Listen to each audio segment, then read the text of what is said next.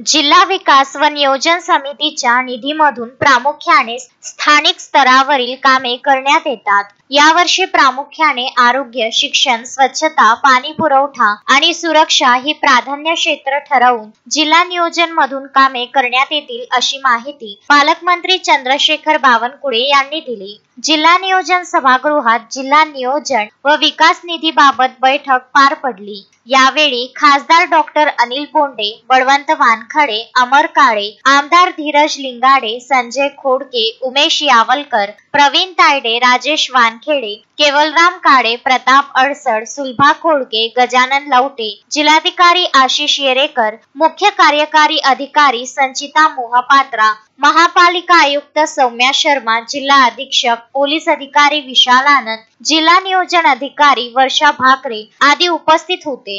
जिल्ह्यातील सर्व यंत्रणांना त्यांच्या मागणीनुसार निधी देण्यात येणार आहे। येत्या 15 सप्टेंबर पर्यंत प्रशासकीय मान्यता घ्यावी लागणार आहे। तसेच 30 सप्टेंबर पर्यंत जिल्हा नियोजनाचा संपूर्ण खर्च करावा लागणार आहे। निधी खर्च झाला नसल्यास संबंधित यंत्रणा प्रमुखांवर कारवाई करण्यात येणार आहे। तसेच दिलेला निधी परत घेऊन पुनर्विनियोजनाद्वारे इतर यंत्रणांना निधी उपलब्ध करून दिला जाणार आहे। त्यामुळे यंत्रणांनी दक्ष राहून हा निधी प्राधान्याने खर्च होण्यासाठी प्रयत्न करावे असे निर्देश पालकमंत्री बावनकुळे यांनी दिले। Vidarbha news bureau, Amravati.